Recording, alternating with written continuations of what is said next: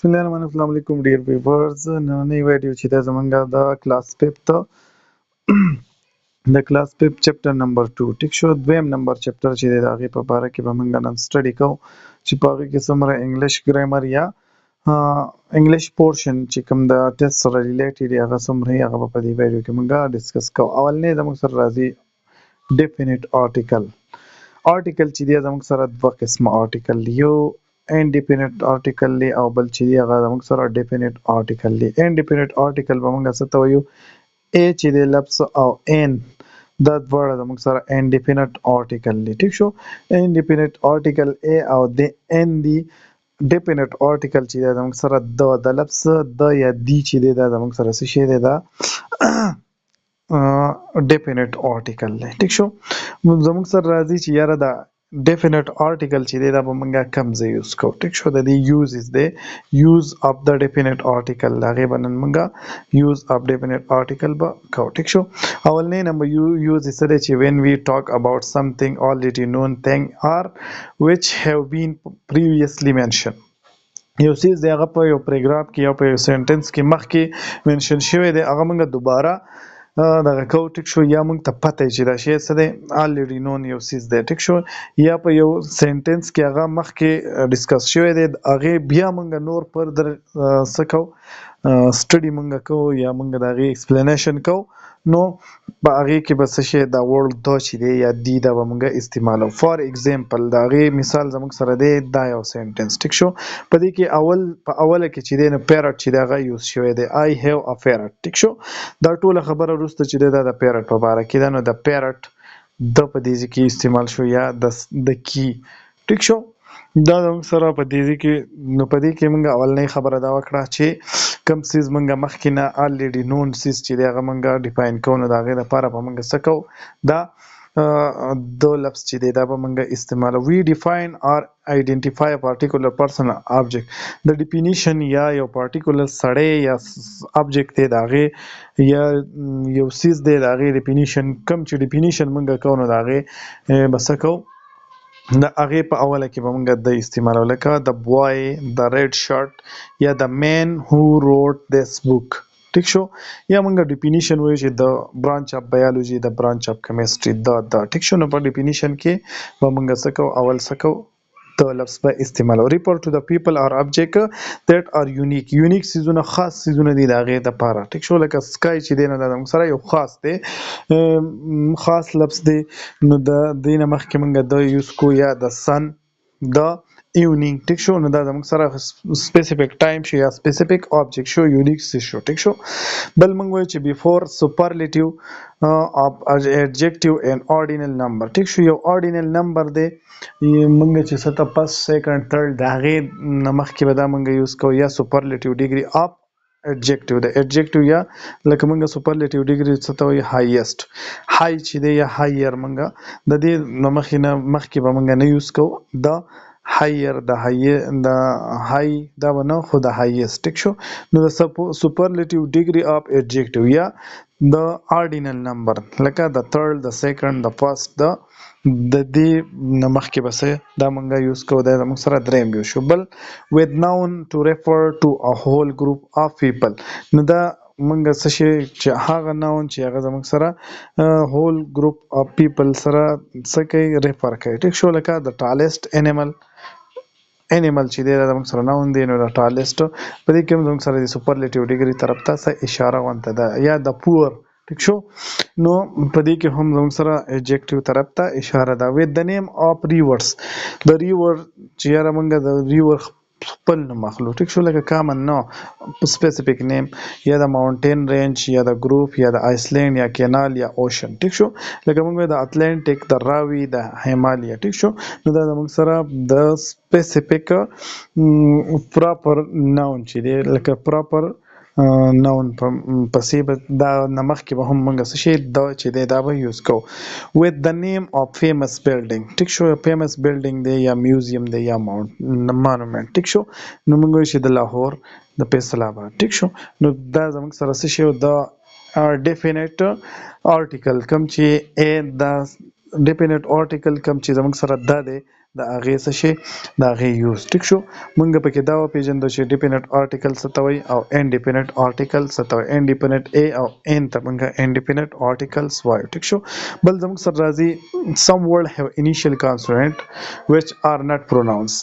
so word چې دی د هغې سره زموږ په هغې کې زموږ سره مخکې consonant راغلي او هغه پروناونس کیږي نه، لکه اچ چې دی په هانس کې زموږ سره اچ چې دی هغه نه پروناونس کیږي، په ریپ کې ډبلیو چې دی هغه نه پروناونس کیږي، په ناک کې زموږ سره کې نه پروناونس کیږي. وایي د دې نه مخکې به مونږ آرټیکلز یوز کوو څه شی یا به ا یوز کوو یا به ان، خو مونږ به فوکس کوو د ټول نه امپورټنټ خبره چې دا مونږ به فوکس کوو آن د سیکنډ لیټر.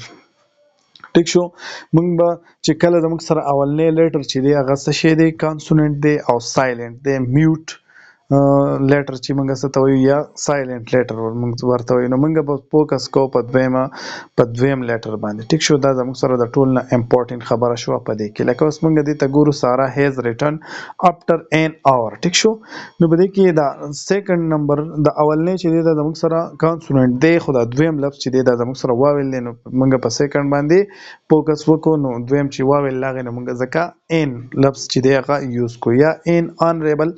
ټیک شو نو په دې کې هم اچ چې دی هغه سایلنټ دی، نو او زموږ سره دویم ورډ راځي او چې دی زموږ سره واویل دی، د دې وجې نه مونږ څه شی ان لفظ یوز کو یا ان اونس کې هم دغه خبره شوه یا اریپ. ټیک شو ان ریپ به مونږ ان وریپ به نه وایو. ټیک شو اریپ. ټیک شو یا ریسټ سوري انایف. ټیک شو او یا انی دا زموږ سره د ا او د ان او ان ته مونږ بل څه شی وایو هغې ته مونږ انډیپینډنٹ آرټیکل هم وایو. ټیک شو اوس ګورئ د سایلنټ لیټر ته دویم نوم چې دی هغه زموږ سره میوټ کانسوننټ ورته هم وایي. ټیک شو میوټ کانسوننټ لیټر سایلنټ کانسوننټ لیټر ورته هم وایي. ټیک شو بل زموږ سره راځي ایڈجیکټیو هیو 3 کوالټي. ایڈجیکټیو چې دی هغه زموږ سره 3 ډیګریز دي. سو د ایڈجیکټیو به 3 ډیګریز یو ته مونږ پازیټیو بل ته کمپیریټیو او بل ته سوپرلیټیو ډیګري ورته وایي. پازیټیو ته مونږ دویم نوم چې دی بیس فارم ورته هم وایي. ټیک شو د پازیټیو اور بیس فارم موډیفای د ناون.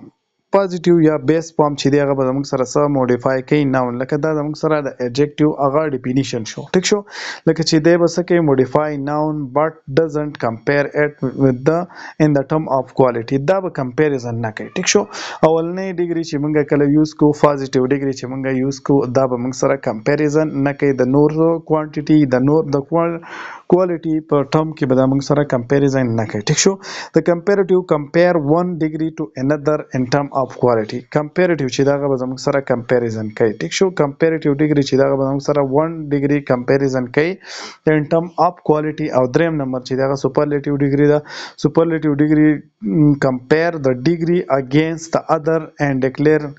دا سوپرلیټیو ډیګري چې دا نه دا به ځان څه کوي دا به ډیکلیئر کوي ځان د ټول نه هایست. څه شي درې خبرې شوې. ټیک شو اولنی ته مونږ څه شی وایو څه شی پازیټیو ډیګري چې دا هغې ته به مونږ وایو چې هغه به سیمپلی ناون چې دی هغه به موډیفای کوي. ټیک شو خو کمپیریزن به نه کوي. دویم نمبر چې دی هغه به ون ډیګري څه کوي ون ډیګري کمپیریزن به کوي. او دریم نمبر خبره چې ده نو دا سوپرلیټیو ډیګري چې ده دا به ځان د ټول نه هایست حسابي. لکه مونږ مثالونه راشو چې this path is long. دا لاره چې ده دا څه ده اوږده ده.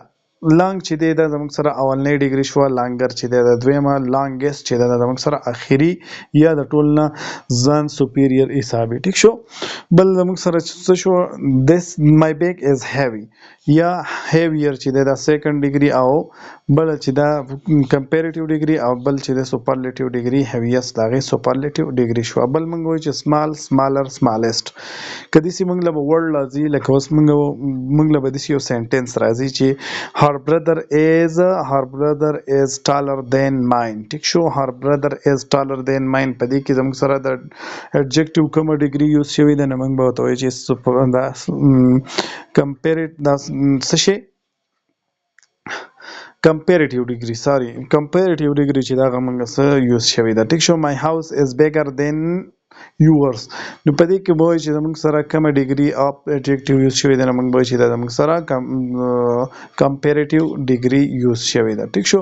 بل موږ وایو چې موږ سره به راشي چې my house is big. په دې کې زموږ سره د ایډجیکټیو کومه ډیګري یوز شوی ده، نو په دې کې به موږ وایو چې په دې کې پازیټیو ډیګري یوز شوی ده. یا داسې موږ لاړ شي my house is biggest house in the town. په ټول ټاون کې زموږ کور چې دی هغه څه دی biggest دی، غټ دی. نو په دې کې موږ ته وایي چې کومه ډیګري اف ایډجیکټیو یوز شوی ده، نو موږ به په دې کې وایو چې دې کې سوپرلیټیو ډیګري اف ایډجیکټیو چې دا هغه یوز شوی. داسې کوېسچن هم راتلی شي چې this is a small box. په دې کې زموږ سره ایډجیکټیو چې دی هغه کم ایډجیکټیو یوز شوی دی، نو موږ small په دې کې ایډجیکټیو تپوس هم کولی شي. بل زموږ سره راځي کنجنکشن. کنجنکشن ته موږ په نورو لفظونو کې موږ جاینینګ ورډ ورته هم وایو. ټیک شو. د word or word that join two words. د به څه کاري چې یا به دوه words join کوي، یا به phrase join کوي، یا به two sentence join کوي. لکه مثال موږ وایو چې فار ایگزامپل د کنجنکشن مثالونه زموږ سره and they, but they, are they, because. دا زموږ سره مثالونه دي د څه شي د کنجنکشن. are used most frequently. دا چې دي دا زموږ سره most frequently used conjunction دي. لکه بل زموږ سره راځي transitional word. څه شي transitional word are used to carry a thought from one sentence to another. transitional word موږ هر هغه words ته وایو. ټیک شو. هغه words دي transitional word چې هغه زموږ سره thought وړي د یو سنټنس نه بل سنټنس ته. ټیک شو. نه هغې ته موږ څه شی وایو، هغې ته موږ transitional words وایو. لکه اوس موږ سره for instance په دې کې زموږ سره for instance چې دی یا therefore چې دی دا زموږ سره څه شی دی transitional word دی. transitional word به وروسته په ډیټیل باندې هم وایو، خو په سیمپل ورډ کې زموږ سره ځان پوه کوي چې د یو سنټنس نه بل سنټنس ته به دا څه وړي، thoughts به وړي، خبره به وړي. د یو سنټنس نه به خبره رالی او بل سنټنس ته به وړي، نو دقې ته موږ transitional word وایو. تاسو وپېژنئ چې په دې کې for instance یا therefore چې دی دا زموږ سره for instance او therefore چې دی دا زموږ سره څه دي سنټنس دا څه دي دا زموږ سره transitional word دی. لکه for instance delight is the opposite word of sorrow. لکه په دې کې زموږ سره for instance چې دی دا چې وایي چې په دې کې زموږ سره for instance څه شی دی، نو موږ وایو چې دا transitional device دی. she come first. هغه اول راځي، نو وجه څه ده therefore she got admission to a good college. ټیک شو. نو هغې ته ایډمیشن چې دی په ګډ کالج کې میلاو شو. ټیک شو. نو دا therefore په دې کې چې دی دا زموږ سره د دې خبرې نه د یو سنټنس نه بل سنټنس ته خبره ویوړه، نو دې ته موږ څه شی وایو transitional word ورته وایي. I am sleepy. زه خوبي یم. therefore I am going to bed. نو د دې وجې نه زه بیډ ته ځم، بسترې ته ځم، کټ ته ځم. نو therefore چې دی نو دې زموږ سره د دې نه خبره دې ته راوړه. ټیک شو. بل زموږ سره راځي sequence marker. sequence marker are words that organize our writing such as. وایي دا sequence marker چې دی دا زموږ word دا writing چې دی هغه به organize کوي. لکه firstly, next, then, after.